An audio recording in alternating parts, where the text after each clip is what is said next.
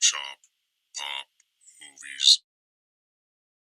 Ahoy there, this is Derek, the Convicted Cinephile, and welcome back to the 31 Lists of Horror.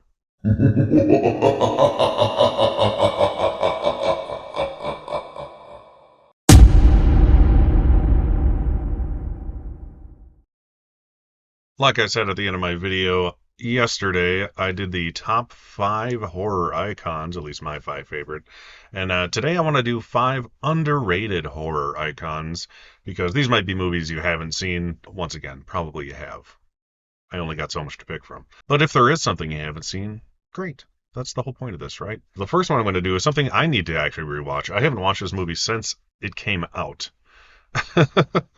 And I've only watched it once. I have the entire collection, and I still need to watch it and all the sequels. But I love this character, so I had to include him here.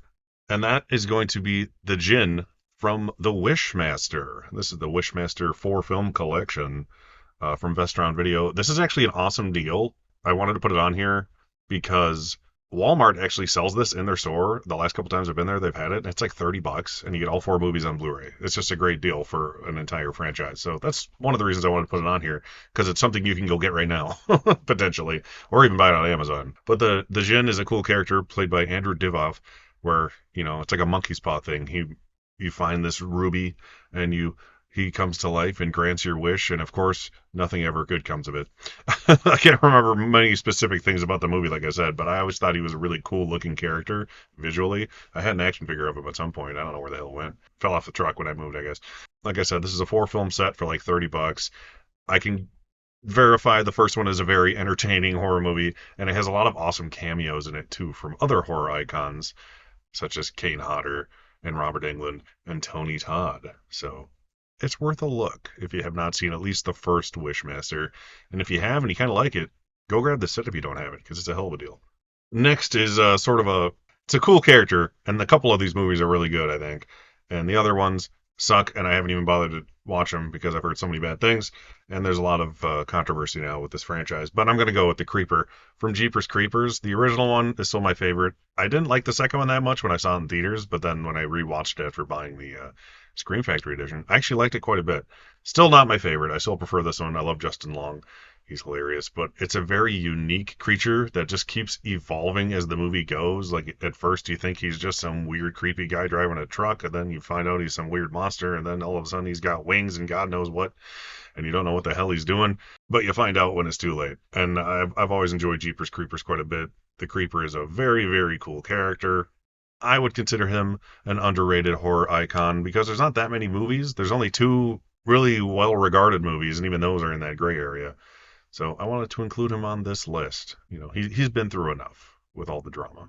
This franchise, I mean, this character could have easily been on the first list, but because he means less to me personally, I put him on this list instead, and that's going to be Pinhead. Visually, one of the most iconic characters in horror from the Hellraiser franchise. But I've only seen the first one, which is, I like it. I've seen it a couple times. I have the second one back there. Haven't gotten around to watching it yet for some stupid reason. I enjoy this one quite a bit. Pinhead, regardless of the terrible direct-to-video sequels he may be in, is one of the most visually striking characters you'll ever see, and that alone gets him on this list. I would consider him a little underrated compared to the others, just because I personally haven't watched the films. He can take anything that was going to be direct-to-video that didn't have Pinhead in it, and then they just write Pinhead into the screenplay, and then they have a new Hellraiser movie. That's kind of what this franchise became. But the original one, and a lot of people say the second one's even better, is very good. So I highly recommend this. And he's not even in the movie that much. So like that's how much he sticks with you. In this first movie, you only see him a handful of times. And he became an icon overnight, essentially. This one is probably my personal favorite out of these 5. And that's going to be Tony Todd as Candyman. Yes, Candyman is a big famous one too. He could have also been in that top list, but I had to go with the low-hanging fruit on that one. Yeah, the first Candyman is amazing. It's one of the best horror movies of the 90s by far. I actually quite like the second one more than a lot of people. That was actually the first one I watched. I watched it when it came out years before I ever saw the first one, and I like that one a lot too. And I have the third one. It is another Vestron release, like that Wishmaster set, and I still haven't mustered up the courage to watch it because I've heard so many bad things. One of these days, I'll just do a marathon and watch all 3 of them.